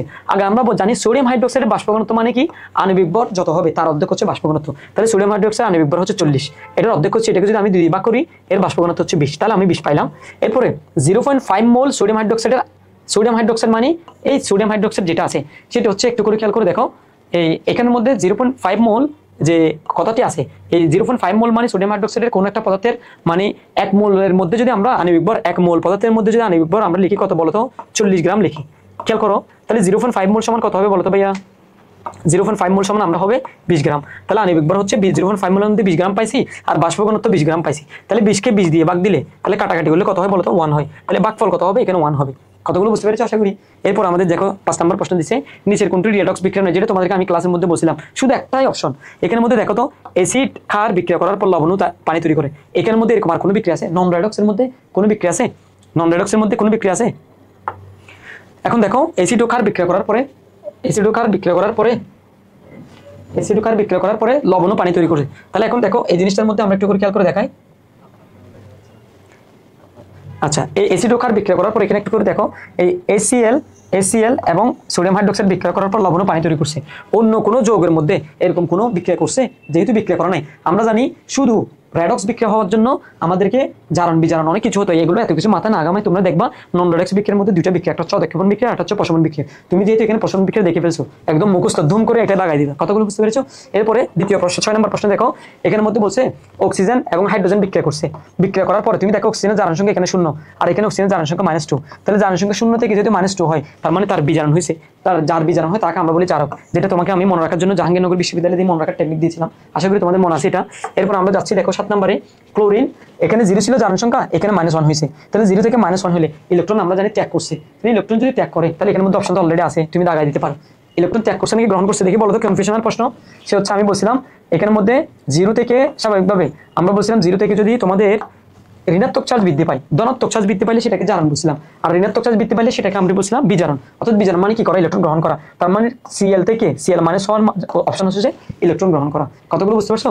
এরপরে বন্ধন শক্তি বেশি মানে আমি বলছিলাম অণুগুলো দুর্বল, অণু অস্থিতিশীল, অণু শক্তিশালী, বিক্রিয়া সহজ। অর্থাৎ বন্ধন শক্তি যত বেশি হবে, একটা বন্ধন যত বেশি শক্তিশালী হবে, সেটা অণু তত বেশি শক্তিশালী হবে, এটা আমরা দেখাতে পারবো। এরপর একটা দেখো, হাইড্রোজেন আর অক্সিজেন বিক্রিয়া করছে, পানি তৈরি করছে, অক্সিজেন তৈরি করছে। এই বিক্রিয়াটি এখানে বসে একটা হচ্ছে দেখো অক্সিজেনের জারণ সংখ্যা এখানে কত ছিল, তুমি যদি এখানে 1 ধরে বের করো, আমরা যদি অক্সিজেনের জারণ সংখ্যা বের করি -1 হয়, তোমাদেরকে আমি পারক্সাইডের জারণ সংখ্যা -1 দিয়ে পড়াইছিলাম, মনে আছে কিনা জানো? অথবা তোমরা এটা 2x0 বের করো, এটা 2x0 বের করলে এটা যখন ওদিকে নিয়ে যাবা -2 হবে, -2 কে 2 দিয়ে ভাগ করলে -1 হয়। তাহলে -1 থেকে এটা জারণ সংখ্যা 0 হয়ে গেছে। -1 থেকে 0 হয়ে গেলে তার মানে জারণ সংখ্যার পরিবর্তন হয়েছে, তার মানে নিশ্চিত যে আমরা এখানের মধ্যে রেডক্স বিক্রিয়া হয়েছে। তাহলে এখন রেডক্স বিক্রিয়ার মধ্যে কোন রেডক্সটা হয়েছে সেটা আমরা কেমনে বুঝবো? যেহেতু দেখো এখানের মধ্যে এই অক্সিজেনের জারণ সংখ্যা এখানে ছিল -1, এখানে 0 হয়েছে, আবার সেম অক্সিজেনের জারণ সংখ্যা এখানে আবার -2 হয়েছে। তাহলে একবার -2 একবার 0 দুই রকম যে হয়েছে, সেজন্য এটা কি একই ধরনের নাকি ভিন্ন ধরনের? যেহেতু ভিন্ন ধরনের সেজন্য এটাকে বলবো আমরা অসামঞ্জস্য। আর সমানুকরণ হওয়ার জন্য তো তোমাদেরকে একটা কথা বলছিলাম, সেটা হচ্ছে এদিকের যে যৌগগুলো থাকবে হুবহু এদিকেও একই যৌগ তৈরি করবে। এখানে তো একই যৌগ তৈরি করে নাই, একই ধরনের যে যৌগটা ছিল হুবহু একই যৌগ তৈরি করে নাই, আলাদা আলাদা তৈরি করছে, সেজন্য এটাকে আমরা বলবো অসামঞ্জস্য রেডক্স। আর নিরপেক্ষকরণ তো এটা হয়নি, কারণ নিরপেক্ষকরণ মানে হচ্ছে যে প্রশমন বিক্রিয়া, এখানে প্রশমন বিক্রিয়া কোনো কিছু হয়েছে এসিটোকার বিক্রিয়া করছে করনি, আর উভমুখিত হওয়ার প্রশ্ন আসে না, যেহেতু একমুখী চিহ্ন আছে। কতগুলো বুঝতে পেরেছো? এরপরে আমাদের 10 নম্বর দিচ্ছি দেখো, আয়নিক যৌগে লাসেতিলের নীতিতে তাপ বাড়ালে। আয়নিক যৌগে এই কথাটা ক্লাসের মধ্যে একটু করে বলছিলাম, যে কোনো আয়নিক যৌগ মনে করো একটা আয়ন আরেকটার সাথে যখন যুক্ত হয়, একটা আয়ন আরেকটার সাথে যুক্ত হলে সেটা কি আমরা জানি তাপ লাগে, কোন একটা বন্ধন হওয়ার জন্য আমরা কিন্তু তাপ লাগে নাকি তাপ নির্গত হয়। স্বাভাবিকভাবে আয়নের যৌগে যদি আমরা তাপ বাড়াই, তাহলে যত তাপ বাড়াবে আমরা এটাকে প্রথমত এটা জানতে হবে এটা কি তাপ উৎপাদী বিক্রিয়া নাকি তাপ হারি বিক্রিয়া। তাহলে যদি এটার মধ্যে তাপ উৎপাদী বিক্রিয়া হয়, তোমাদের এখানের মধ্যে একটা অপশন আছে দেখো, সেখানের মধ্যে একটা হচ্ছে সৌম্য বিক্রিয়ার হার বৃদ্ধি পায়, বিক্রিয়া বন্ধ হয়ে যায়। আবার একটা প্রশ্ন করছে বিপরীত বিক্রিয়া বৃদ্ধি পায়, সাম্য পরিবর্তিত থাকে। এখন কোনটা বলবো? প্রথমত আমরা জানি আয়নিক যৌগ যেটা আছে সেটা আমরা কি মানে তাপ উৎপাদী বিক্রিয়া নাকি তাপ হারি বিক্রিয়া সেটা জানতে হবে। যেহেতু এই যৌগটা আমরা জানি আয়নিক যৌগ যখন বন্ধনটা গঠন করার জন্য তোমাদের একটু তাপের প্রয়োজন হয়, তাহলে তাপ হারি বিক্রিয়া। তাহলে তাপ হারি বিক্রিয়ার ক্ষেত্রে আমরা যদি তাপ বাড়াই, বিক্রিয়া বাম দিক থেকে ডান দিকে যায় নাকি ডান দিক থেকে বাম দিকে যায় বলতো? সেটা হচ্ছে আমরা বলি এই সম্মুখী বিক্রিয়ার হার বৃদ্ধি পায়, এটাকে আমরা অপশন হিসেবে দিব। এরপর 11 নম্বর দেখো, সালফিউরিক অ্যাসিড, এটা একটা অ্যাসিড, এটা একটা ক্ষার, বিক্রিয়া করার পর লবণ ও পানি তৈরি করছে। তার মানে এটা নিশ্চিত যে একটা নিরপেক্ষকরণ বিক্রিয়া। নিরপেক্ষকরণের বিক্রিয়ার অপর নাম হচ্ছে আমরা জানি প্রশমন বিক্রিয়া। ওকে, এরপর আরেকটা প্রশ্ন, সহজ প্রশ্ন দেখো, ডেনিয়াল সেলে কেতুডে কোন ধাতু জমে? তাহলে আমরা জানি এই নোডের মধ্যে জিঙ্ক 2+, ডেনিয়াল সেলে তোমরা এর আগে সিকিউতে আমি সলভ করেছিলাম, জিঙ্ক 2+টা বাড়ে আর কেতুডের মধ্যে কপারটা আস্তে আস্তে জমে। মনে আছে এরকম কপার দণ্ডের মধ্যে আস্তে আস্তে কপারটা এরকম করে করে জমতে থাকতো যে জমা। তাহলে কেতুডে কোন ধাতু? কোন ধাতু? তাহলে আমরা জানি ডেনিয়াল সেলে কেতুড কোন ধাতু থাকে, তাহলে কোন ধাতুর মধ্যে হচ্ছে আমরা 10টাকে আমরা জানি জিঙ্ক হিসেবে জানি, তামাকে আমরা জানি কপার হিসেবে, যেটা আমি তোমাদেরকে ক্লাসে একবার দুইবার বলছিলাম। আর রূপা মানে হচ্ছে সিলভার, আর গন্ধক মানে হচ্ছে সালফার। তাহলে এখানের মধ্যে আমাদের কপার কোনটা? কপার এটা, তাহলে সেই জন্য তামাটাই হবে। এরপরে ইলেকট্রোপ্লেটিং যেটা করি মানে একটা ধাতুর উপর আরেকটা ধাতুর উপর যে তুমি প্রলেপ দাও, এখানের মধ্যে এনোডের কাজ কি? তাহলে এনোডের কাজ হচ্ছে ইলেকট্রন গ্রহণ করা, ইলেকট্রন ত্যাগ করা, আয়ন গঠন করা, নিরপেক্ষ থাকা। তাহলে এখানে হচ্ছে ওর কাজ হচ্ছে ইলেকট্রন ত্যাগ করা। আমরা জানি এনোডের কাজ হচ্ছে সবসময় ইলেকট্রন মানে জারণ হওয়া, জারণ মানে ইলেকট্রন ত্যাগ করে ফেলা, তার মানে এটাই বুঝতেছি এখানের মধ্যে ইলেকট্রন ত্যাগ করবে। এরপর আরেকটা সহজ প্রশ্ন দেখো, শুষ্ক কোষে ব্যবহৃত হয় খাবার লবণ। শুষ্ক কোষে কি কোনোদিন সোডিয়াম ক্লোরাইড ব্যবহার করতো? করতো না। কপার ব্যবহার করতো? করতো না। আমরা জানি জিঙ্ক ব্যবহার করতো, তুতে ব্যবহার করতো, তুতে মানে হচ্ছে কপার সালফেট 5 অণু পানি। ওকে, 5 অণু পানি, তাহলে এটাও ব্যবহার করতো না। তাহলে এখন নিষেধল মানে আমরা জানি অ্যামোনিয়াম ক্লোরাইড, তোমাদের মনে আছে কিনা যায় না, সেটা হচ্ছে আমি তোমাদেরকে অনেকবার মুখস্থ করেছিলাম যে এনোড এবং কেতুডের মধ্যে দুই একটা অংশ থাকে, সেটা হচ্ছে আমরা একটা পেস্ট তৈরি করতাম, ম্যাঙ্গানিজ ডাইঅক্সাইড, অ্যামোনিয়াম ক্লোরাইড এবং জিঙ্ক ক্লোরাইড এবং পানি দিয়ে একটা পেস্ট তৈরি করতাম। এই অ্যামোনিয়াম ক্লোরাইডের অপর নাম হচ্ছে নিষেধল, যেটা তোমরা সেকেন্ড চ্যাপ্টারে পড়ছিলাম, মনে আছে? ওই যে ঊর্ধ্বপাতিত পদার্থ পড়ছিলাম না, এর মধ্যে এটা নিষেধলটা হচ্ছে উত্তর। এরপর নিউক্লিয়ার সংযোজন বিক্রিয়া দেখো, সংযোজন বিক্রিয়া মানে দুটো ছোট ছোট বিক্রিয়ক বা বিক্রিয়কগুলো যোগ হয়ে বড় যৌগ তৈরি করবে, অথবা দুটি ছোট ছোট মৌল যোগ হয়ে বড় একটি মৌল তৈরি করবে। সেটা যেমন দেখো এখানে বলছে বাড়ি নিউক্লিয়াস ভেঙে শক্তি উৎপন্ন হয়। তাহলে সংযোজন বিক্রিয়া তো বাড়িটা কি হয় না, ভেঙে যায় না, ছোট ছোট যোগ হয়ে বড় হবে। তাহলে এখন দেখো হালকা নিউক্লিয়াস যুক্ত হয়ে শক্তি উৎপন্ন করবে, তাহলে এটা সঠিক উত্তর। আর কোনো কিছু তো এখানে নাই, কারণ ইলেকট্রনের কথা কোনো কোনো জায়গায় নাই আর কোনো শক্তি উৎপন্ন হয় না। তাহলে আমরা জানি তো নিউক্লিয়ার বিক্রিয়া দুইটার মধ্যে শক্তি উৎপন্ন হয়, তাহলে দুইটা অপশনের মধ্যে আমরা এটা দাগাবো। এরপর 16 নম্বর দেখো, হাইড্রোজেন আর অক্সিজেন বিক্রিয়া করছে, পানি তৈরি করছে, এটা তো সবাই জানো। ডেল এর মান -40, সেটা একটা অবশ্যই তাপ উৎপাদী বিক্রিয়া, সেটা সবাই একদম মুখস্থ না দেখেই বলতে পারবা। এরপরে একটু আগে তোমাদেরকে মানে সিকিউর মধ্যে আমি পড়াইছিলাম, মনে আছে, সেটা হচ্ছে ওলিয়ামের ঘনমাত্রা দিয়ে দিয়েছে, পিওএইচ কত আছে। তাহলে ঘনমাত্রা ওলিয়াম মানে হচ্ছে যে আমরা জানি H2O7 আছে। তাহলে তোমরা একটু করে খেয়াল করে দেখো তো, এখানে হাইড্রোজেনের ঘনমাত্রা হচ্ছে 0.05। তাহলে আমার এখানে হাইড্রোজেন স্বাভাবিকভাবে একটা হাইড্রোজেনের ঘনমাত্রা হচ্ছে 0.05, কিন্তু আমার এখানে ওলিয়ামের মধ্যে হাইড্রোজেন আছে কয়টা? দুইটা। তাহলে 0.05 এর সাথে তুমি 2 গুণ করে দিবা। তাহলে 2 গুণ করে দিলে কত হয় বলো তো? 0.1 হয়। তাহলে 0.1 হলে পিএইচ নির্ণয় করার সূত্র তোমাদের মনে আছে, আমি পড়াইছিলাম লগ, এখানের মধ্যে লগ মাইনাস 0.